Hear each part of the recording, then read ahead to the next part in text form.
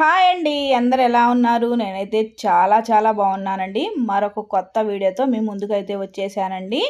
రాత్రి మిగిలిపోయిన అన్నంతో స్నాక్స్ చేసి చూపిస్తానండి.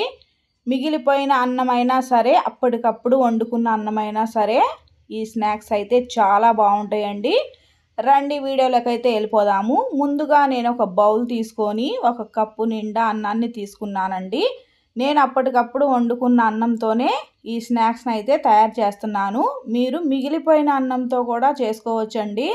అన్నము బాగా చల్లారిన తర్వాత ఒక కప్పు నిండా సన్నగా తరిగిన ఉల్లిపాయ ముక్కలను అయితే వేసేసుకుందామండి. బారుగా కట్ చేసుకోవాలి. ఈ ఉల్లిపాయలు అన్నము మొత్తం కలిసేటట్టుగా మెత్తగా ఇలా చేత్తోనే కలుపుకోవాలండి. తర్వాత కొద్దిగా కొత్తిమీర వేసుకుందాము. అలాగే 1 టేబుల్ స్పూన్ జీలకర్ర, రుచికి సరిపడే సాల్ట్ వేసుకుందామండి. కలర్ కోసం కొద్దిగా పసుపు, red chilli powder 1/2 teaspoon, garam masala 1/4 teaspoon అండి. చాట్ మసాలా కూడా 1/4 టీ స్పూన్ వేస్తున్నాను. వేసిన తర్వాత మొత్తం కలిసేటట్టుగా ఇలా కలుపుకుందామండి. అన్నము, ఉల్లిపాయలు, మసాలాలు మొత్తం ఇలా కలిపేసుకుందాము. నీళ్ళు అస్సలు పోయొద్దండి. పోయకుండానే ఇలా మొత్తం కలిసేటట్టుగా కలుపుకున్న తర్వాత 2 టేబుల్ స్పూన్ల వరకు పెరుగు వేసుకుందామండి. నేనైతే ఫ్రెష్ పెరుగు వేస్తున్నాను. తర్వాత తెల్ల నువ్వులండి, 1 టేబుల్ స్పూన్ తెల్ల నువ్వులు కూడా వేసుకుందాము. తినే సోడా 1/2 టేబుల్ స్పూన్ వేసుకుందామండి. శనగపిండి చిన్న కప్పుతోటి వేసుకొని మొత్తం కలిసేటట్టుగా కలుపుకుందామండి. నేనైతే నీళ్ళు అస్సలు పోయలేదండి. చూడండి, ఇలా గట్టిగానే కలుపుకోవాలి. మరీ పల్సగా అయితే రావండి. చూడండి, ఇలా చక్కగా కలుపుకున్న తర్వాత ఉండ వస్తుందో లేదోనని చూద్దాము.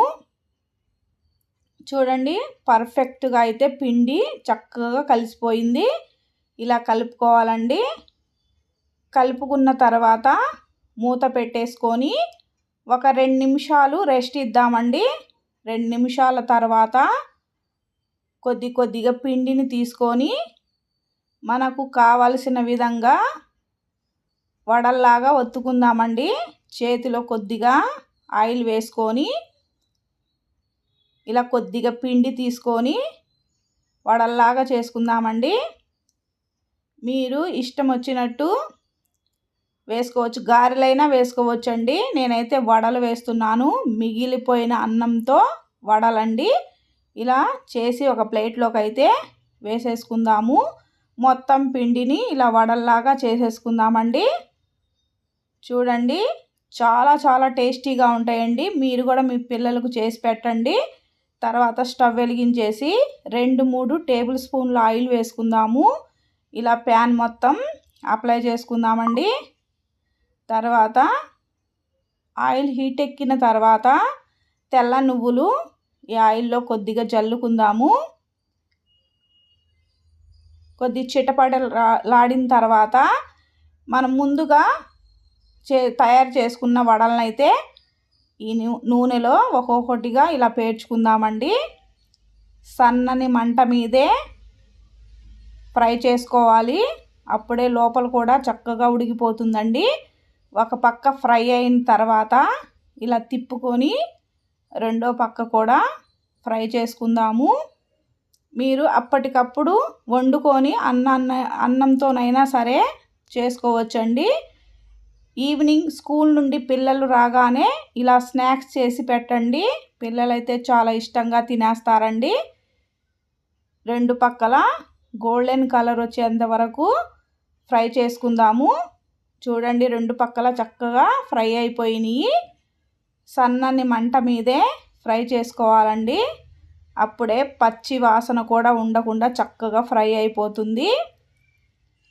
శనగపిండి వాసన రాకుండా ఇలా చక్కగా ఫ్రై చేసుకున్న తర్వాత ఒక గరిటెతో చిల్లుల గరిటెలోకి మొత్తం వేసేసుకుందామండి. ఆయిల్ అంతా పోయేంత వరకు ఇలా వేసుకుందాము. మిగిలిపోయిన అన్నంతో ఇలా స్నాక్స్ చేయండి. చాలా చాలా టేస్టీగా ఉంటాయండి. ఒకటి తినే చోట 4-5 తినేస్తారు. ఇప్పుడు ఒక ప్లేట్లోకి అయితే తీసేసుకుందామండి. తీసేసుకొని సాస్తో కానీ ఎలాంటి చట్నీతో కానీ తినేసేయచ్చండి. పిల్లలకి ఇలాగే బాక్స్లో వేసి ఇచ్చినా తినేస్తారు. చాలా టేస్టీగా ఉంటాయండి. మీరు కూడా మీ ఇంట్లో ఒకసారి ట్రై చేయండి. ఎలా వచ్చిందో కామెంట్ చేయండి. మిగిలిపోయిన అన్నంతో వడలు చూడండి, లోపల కూడా ఎంత చక్కగా ఉడికిపోయిందో. ఈ వీడియో కనుక మీకు నచ్చినట్లయితే లైక్ చేయండి, షేర్ చేయండి, కామెంట్ చేయండి, హైప్ చేయండి. మరో కొత్త వీడియోతో కలుసుకుందాం ఫ్రెండ్స్.